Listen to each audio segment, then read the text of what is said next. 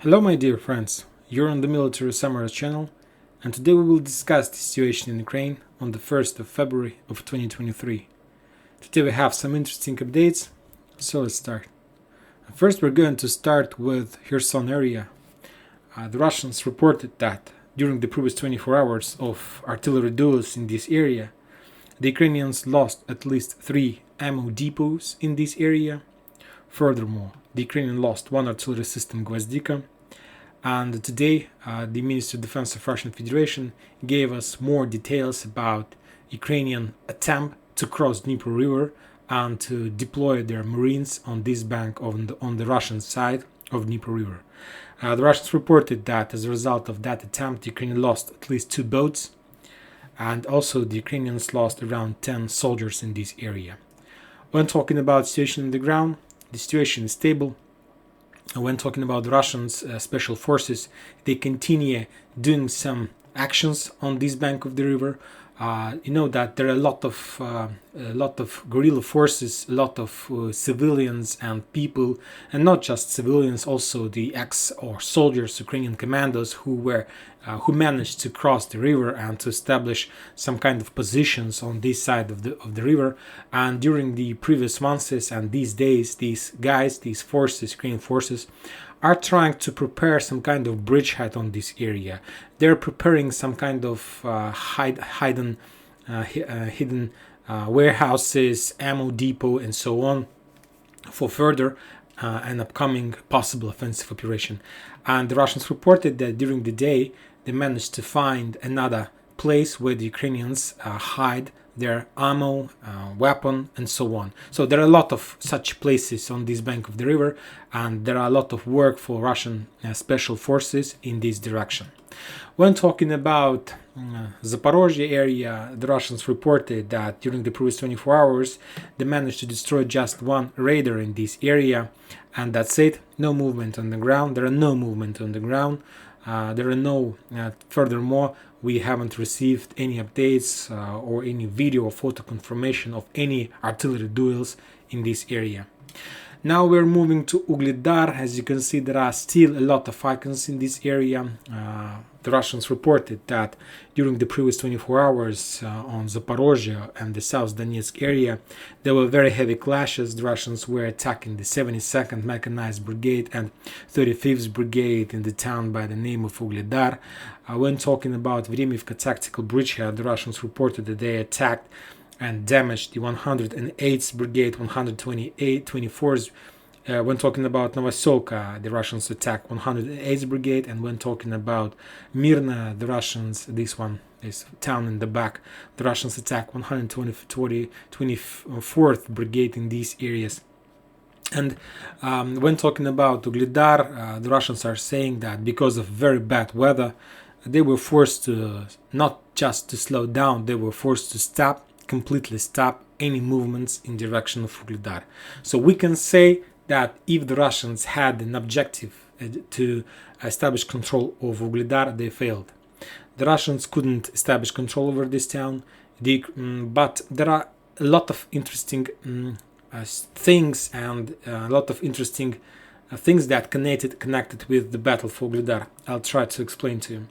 First of all, if you remember, if you take a look at deployment map, when talking about Ugledar defensive operation, there were 3 brigades that played the major role in this operation.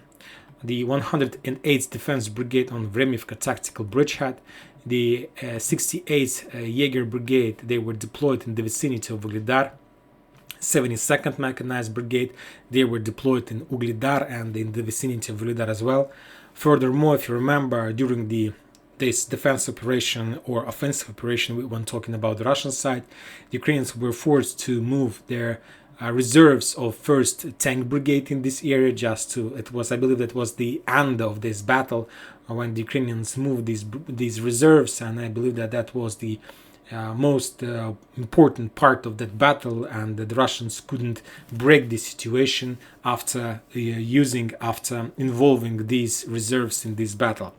And furthermore, the Russian sources and the Ukrainians confirms and reported during the previous hours that the Ukrainians were forced to deploy some parts of 35th Marine Brigade in Ugledar as well.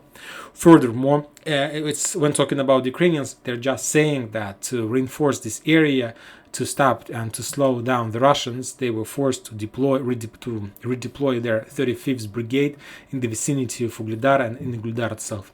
When talking about the Russian sources, they're saying the same thing, but they're adding one important thing. The Russians are saying that the Ukrainians were forced to deploy or to redeploy this 35th Brigade in the vicinity of Ugledar because the 72nd Mechanized Brigade was pretty damaged, and because of heavy losses, the Ukrainians were forced to move this brigade from the front line and to move this brigade somewhere in the back, and to fulfill, to replace the losses and so on. If you take a look at this let's say map, you're going to see that this 72nd Mechanized Brigade were deployed in the vicinity of Ugledar in October of previous year.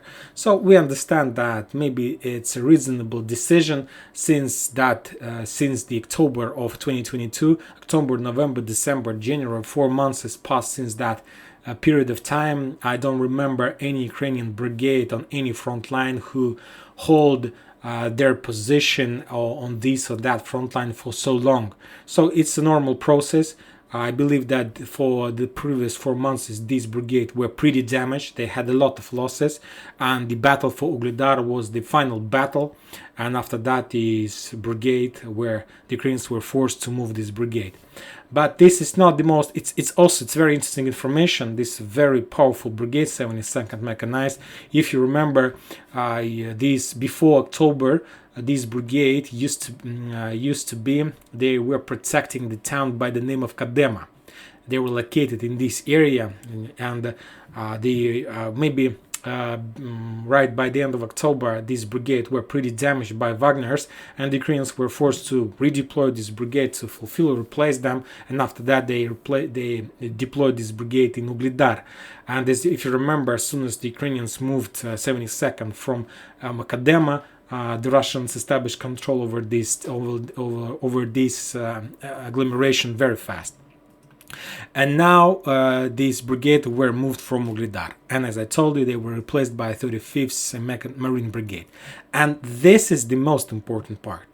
And something tells me that maybe the Russians started all this operation near Ugledar because to understand, to analyze, to receive information, and to find out and to understand what the Ukrainians are planning to do as soon as the 72nd Mechanized Brigade will be damaged so much. And the thing is that, if you remember, during the previous months, the Russians achieved significant success in the vicinity of Marinka and Marinka itself. They were pushing, and if you remember, in the end of the last year, the Russians were saying that they were promised that by the end of the previous year, they were planning and they promised to establish control over entire Marinka. But later, in December, we saw that the Russians were stopped somewhere in the middle part, along the river that split Marinka in two parts. Furthermore, the Russians were saying that there is just one block, the western part of Marinka, that still remains under Ukrainian control, and they promised to take this block by the end of this year, but they couldn't do this. And the thing is that to stop the Russians in Marinka, the Ukrainians deployed this 35th Marine Brigade. As you can see, this update is dated on the 15th of January of 2023. So half a month ago, this brigade were deployed in Marinka or something like this. And this brigade managed to stop and slow down the Russians in Marinka. And now, as you can see, as a result of heavy clashes in Ugledar, the Ukrainians were forced to redeploy some parts of this 35th Brigade in direction of Ugledar. And this is very important, and there are, at least I have two questions. The first one question, do the Ukrainians have more reserves in this area that they can use or that they could use to stop Russian offensive operation in Ugledar?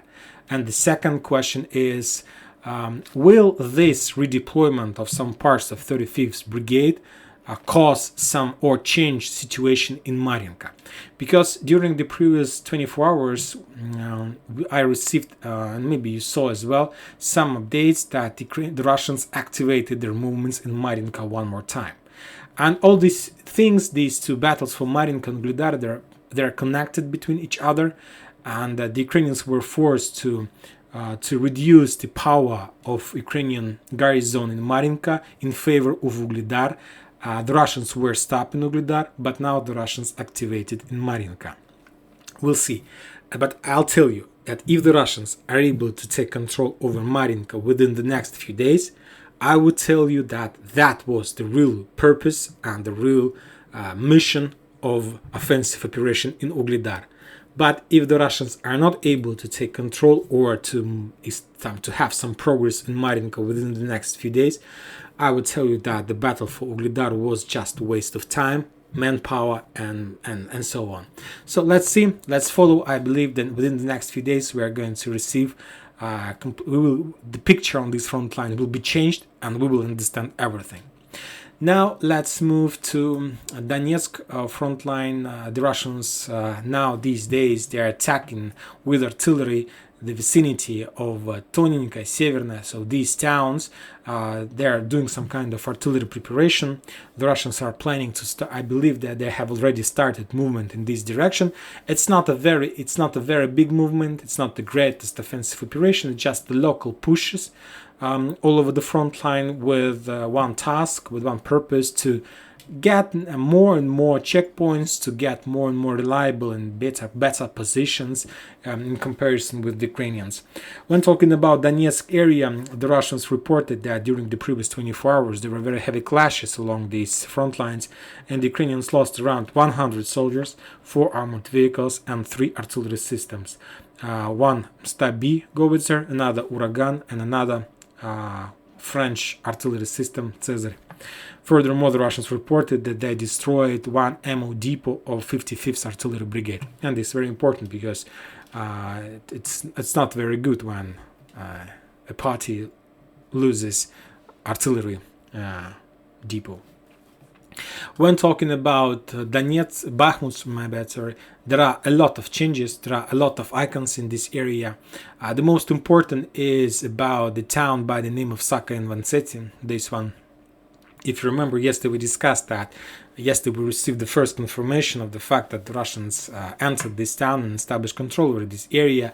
But that was the first confirmation. We know how the Russians are doing their job.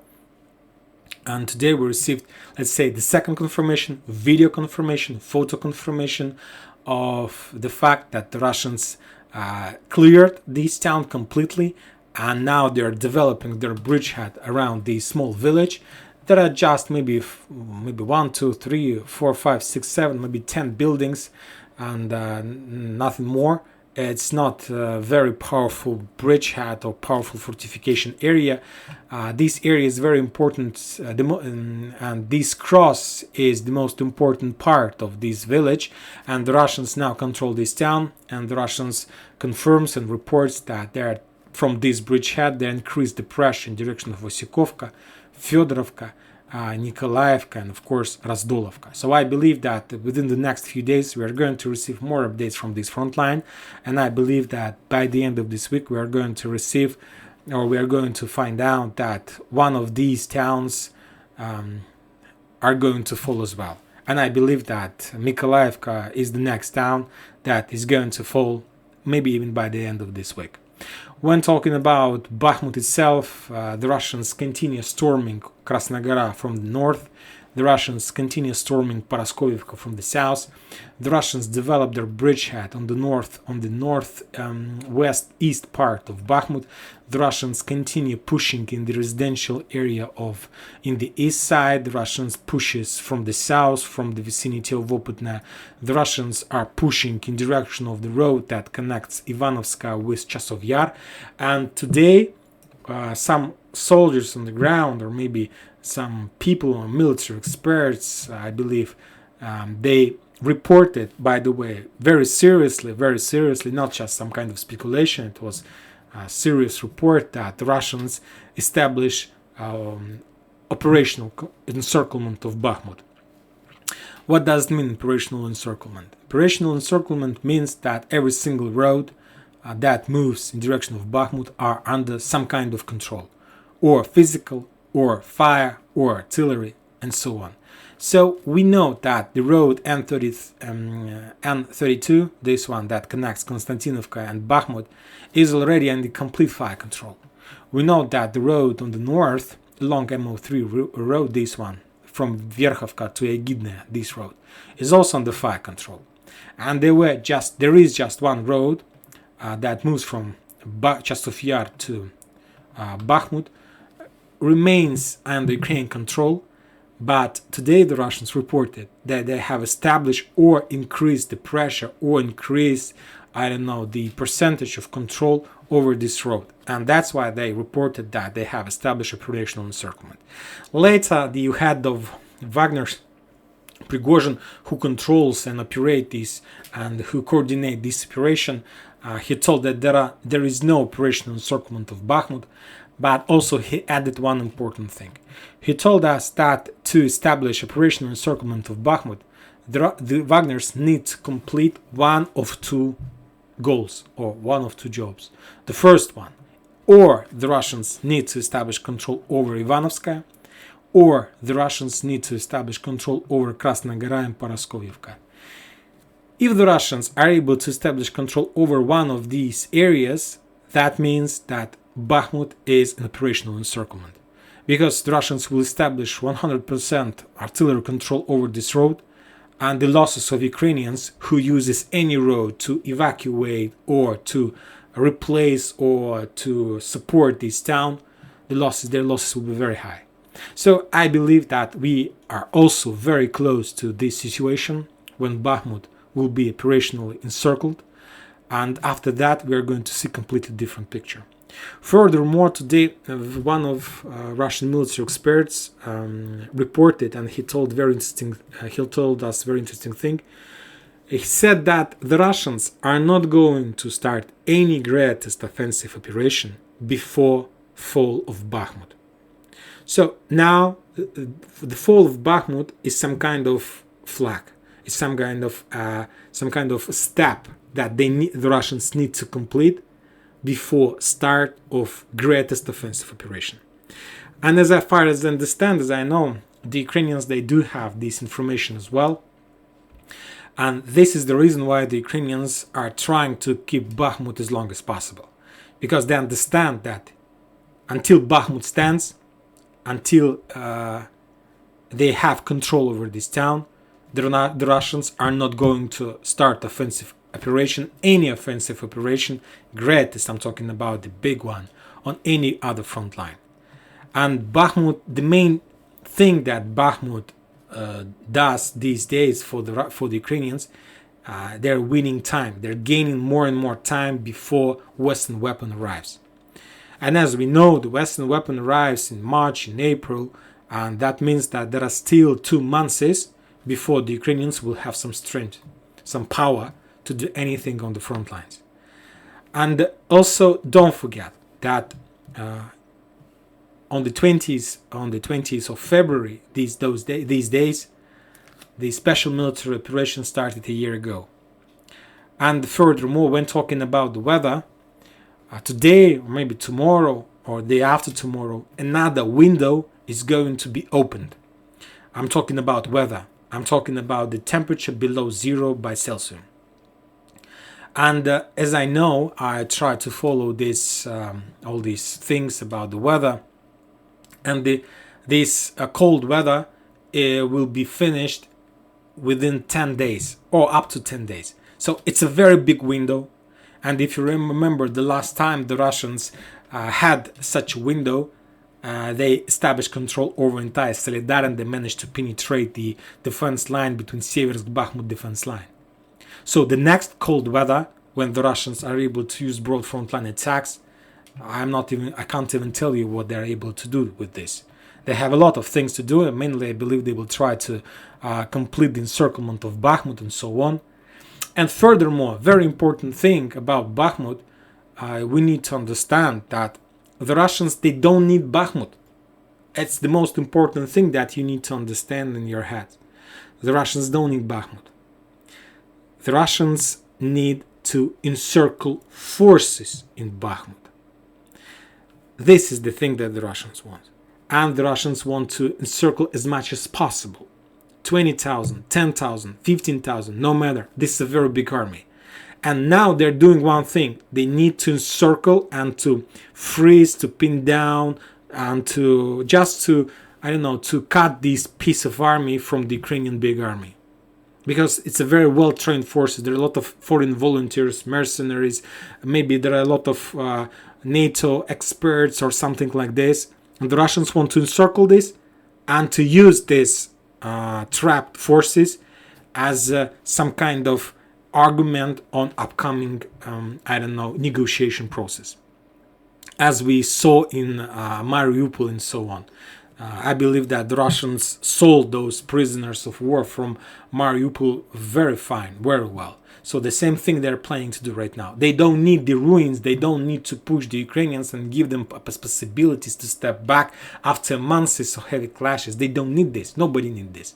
They need to encircle as much as possible. And after that, they will be able to start some kind of trade or exchange process or some kind of negotiation. With this encirclement, the Russians will have a significant media victory and so on.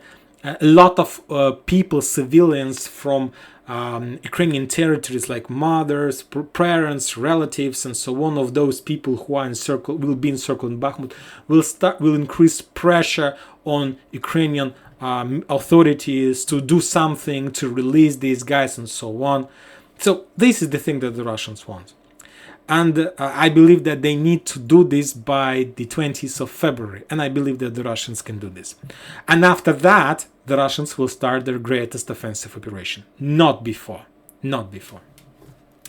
Let's move next. When talking about Kupiansk-Liman front line, there are also very heavy clashes on these front lines. The Russians pushes in direction of Tarskoye, Terny, Yampolovka, Makeivka and so on. Furthermore, today there was interesting piece of information from Makeivka. Some parts of Ukrainian forces in Makeivka decided to step back and not to follow the orders under heavy pressure of the Russian forces, and they left their positions and they crossed the river. But then the Russians are saying that on the west side of this river, Zhiribets, another anti-retreat forces, Ukrainian forces, were deployed, and they opened fire against the retreated Ukrainians from Makeivka, and they killed around. The Russians are saying that 3 Ukrainian soldiers were killed as a result of that situation. And after that, the rest of Ukrainians were forced to return back to Makeivka and to continue defense operation in this town. When talking about Liman area, the Russians continue attacking of 18th, 95th Brigade in the vicinity of Stelmakhovka, Dibrova, Kuzmova, Tarskoye. And the Ukrainians lost around 95 soldiers and 4 armored vehicles. And the same story we can say and we can see in the vicinity of Kupiansk. The Russians were attacking the same brigades like 14th and 92nd in the vicinity of Gryanivka, Timkovka, Novoselovskaya. And as a result of those clashes and artillery duels, the Ukraine lost around 30 soldiers, 2 armored vehicles, and another howitzer D-20. So this is the situation in Ukraine about this military special operation, and just like to and the end of everything, I would like to one more time to repeat: there are no progress in Ugledar. The Ukrainians were forced to redeploy 35th Brigade, and now we need to pay attention to Marinka, what is going to be next there. The Russians are planning to encircle Bakhmut, to get as much as possible Ukrainian forces in this town, and after that to use these forces as some kind of asset before upcoming negotiation. The Russians, as you can see, the Ukrainians are no longer able to stop the Russians in direction from Solidar to Seversk. The Russians continue increasing and developing their bridgehead here, and the most important that the Russians, according to some Russian sources, are not going to start any greatest offensive operation before something happens in Bakhmut. And when I was talking about something happened in Bakhmut, or the fall of Bakhmut, or the encirclement of this town. And that's it for today. Military Summary channel reminds you to condemn any violence in Ukraine. Thank you for watching. Subscribe to my channel, put your likes, enjoy my Patreon. Have a good day. Bye bye.